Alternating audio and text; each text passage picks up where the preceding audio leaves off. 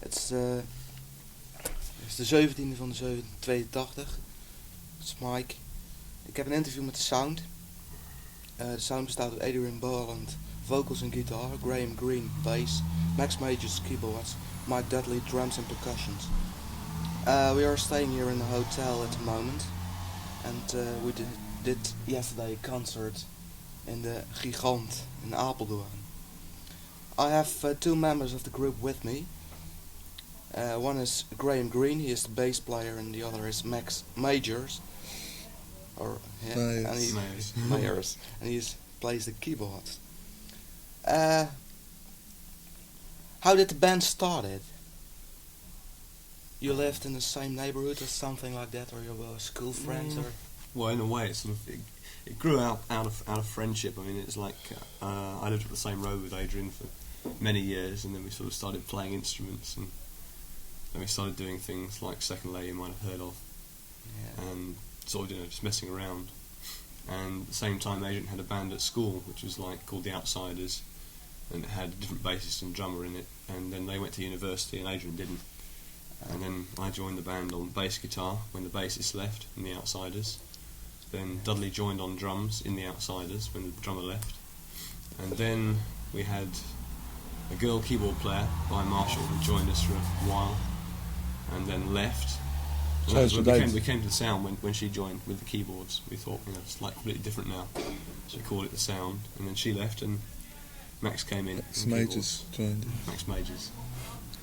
That's about it, really. That's the running history of the band. Right. Why is the band called the Sound? Why not? Why not? Good name. I don't know. It's very difficult to find a name. We took a long time sort of just thinking about what we could call ourselves, and we had lots of silly names. And there was it needed a name that wasn't really didn't stick you in any particular category. I mean, you look at bands now, like maybe Echo and the Bunnymen, who've got sort of a name that you would expect them to play what they sound like, what their name suggests. Yeah. And I think the Sound really doesn't sort of suggest too much about what kind of music we would play, because we're always changing anyway. So it's important, I think. I thought it was a sort of indication that you think it's the best, it's the sound of the head. Yeah, it's that, and it's many other things. There's many reasons now. Yes. How did you get involved in the music business? How did you get to run a record company interested in you? Well, that came about with having our first album, which we recorded to go out on an independent label in England. And the guy... That was Jeopardy. Yeah, Jeopardy, yeah. And that was to go out on Torch Records, which was like a friend's record label. They just put some money up and sort of made some records. We did one single for them, actually, the Physical World EP. Just one single out on that label. And then the album was recorded. He paid the money for the recording, and he put some of the tracks on a demo tape with many other bands that he had on his label at the time. And he went sort of around record companies seeing if they were interested. And Corova were interested. And then they gave us a ring and sort of said, "How about having a contract with us?" And it wasn't that good. But, Yes. Was it always an ambition of you to become a pop artist from the beginning? From the beginning, when you were in school, you said, "I want to be." Not really. Yeah, it was. I wanted to do that because all my friends at school are in bands, and I didn't join a band until I left school. So I did when I was at school. Didn't really want to do anything else. My interest came more out of sort of technical stuff. You know what I mean? I was electronics engineer, and it's sort of music sort of was like a link with electronics, if you like. And so that's what happened with Second Layer. It was sort of engineering. And there's you on bass and me playing synths. What's that? You should be playing the synths. Yeah. Well, maybe. He does. It's good Bass. people. Huh? Yeah. Do sometimes. I didn't know The Wasp. I didn't know what I wanted to be at school. I still don't know what I want to be. You're a drummer. This is Mike Dudley. How did you get involved with the band? Well, I had nothing to do one evening, so I went to see this band called The Outsiders, and their drummer was leaving, so I auditioned the rest of the band and decided they were good enough for me. Alright. And he's been stuck with them ever since.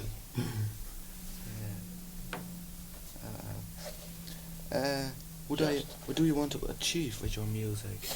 Achieve? Yeah. I don't know. The first achievement is to be able to make enough money to live on. To live on. So we can all live, and I think then we'll all be happy. If we make more than that, if we become more successful than that, we're not going to throw it away.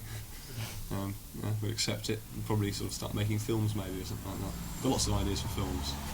Oh. So, more than music. A future. A future. Yeah. We want to do lots of things. Do you like the life of that you lead now? Yeah. Yeah. Travelling all around. Yeah. Yeah. Each day in another hotel. Some bands really hate touring. I think we're one of the bands that, we just love touring. It's like it is being on holiday. We're on holiday for 2 weeks in Holland now.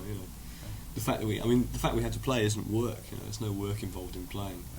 I mean, when I say I don't mean it doesn't. Your hobby is your work or something. Exactly, Yeah. and it's like it just feels great to be on stage, and it's what we want to do.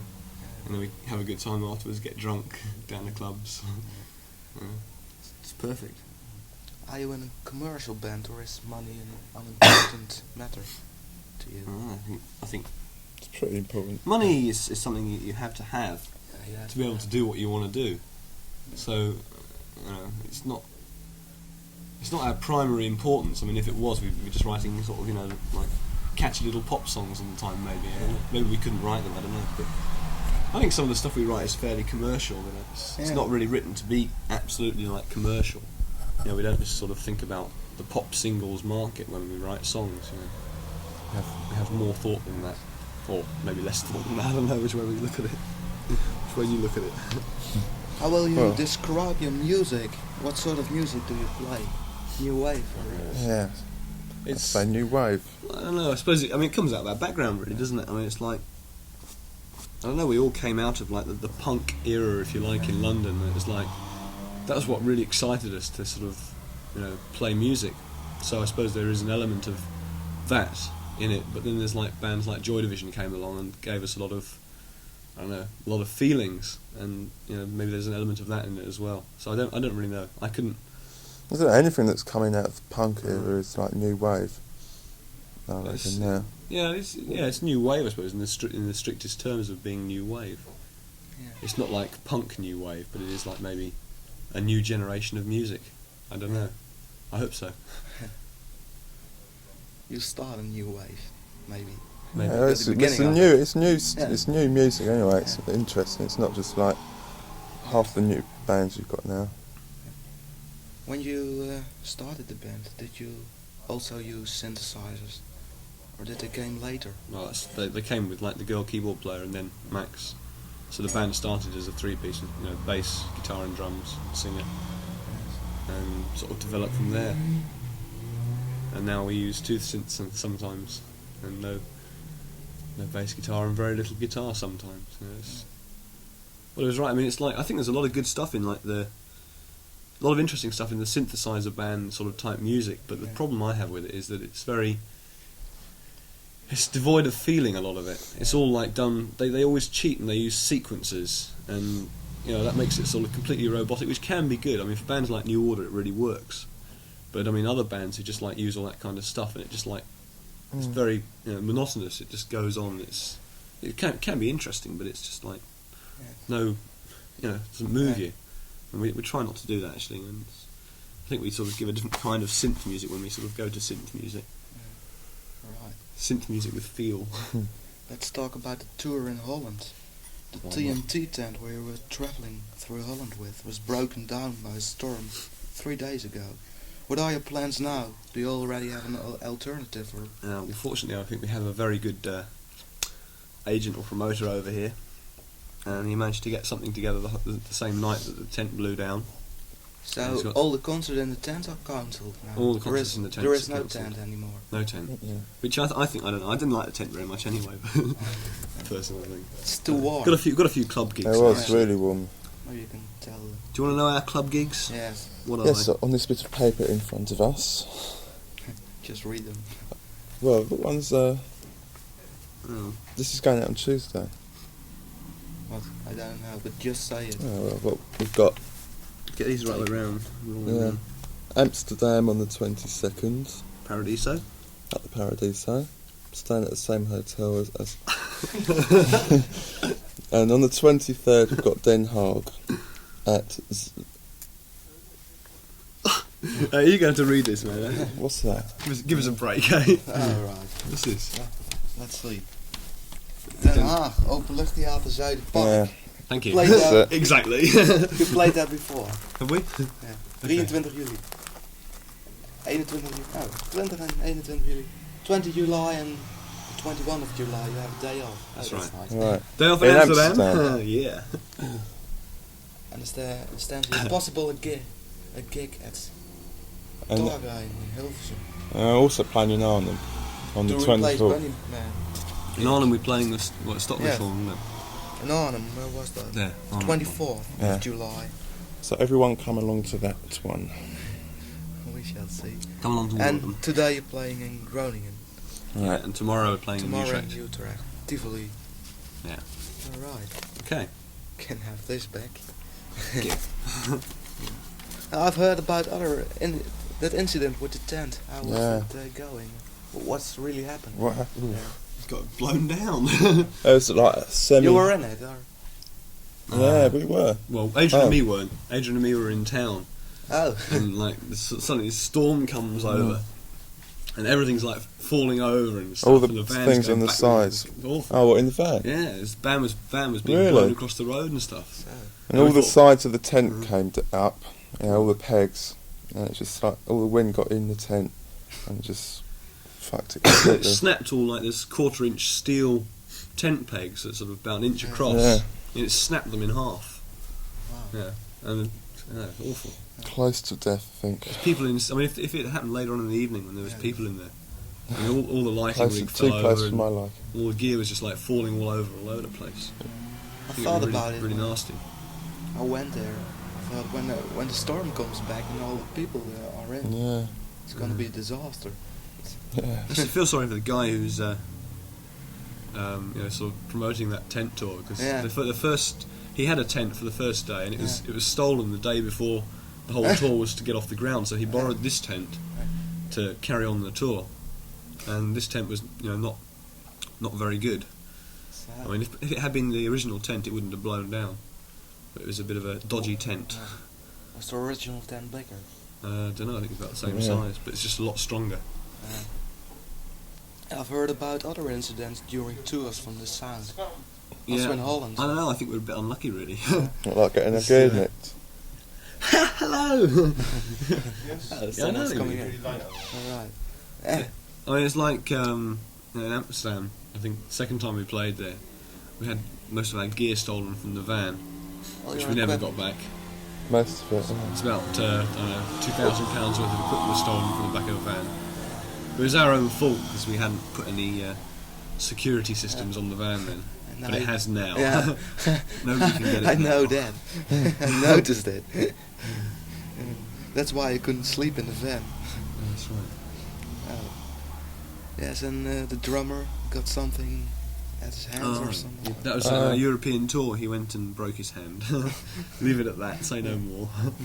Do you have always such a bad luck? No, not really. You played on the No Nukes festival in Utrecht.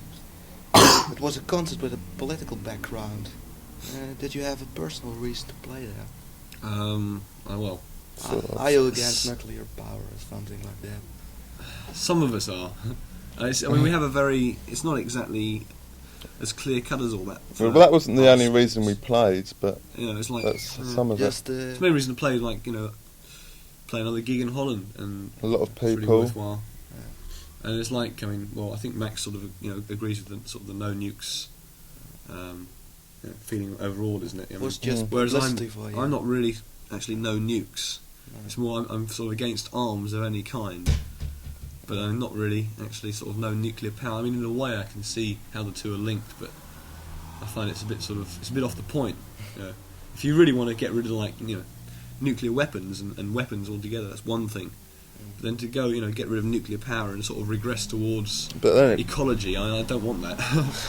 I'm interested in progression. a lot of people there probably felt the same. Yeah, I and think just so. mainly there for against nuclear weapons. which I think is it's good ex- enough reason to play. It's an excuse to have a big concert, I suppose, and it can be.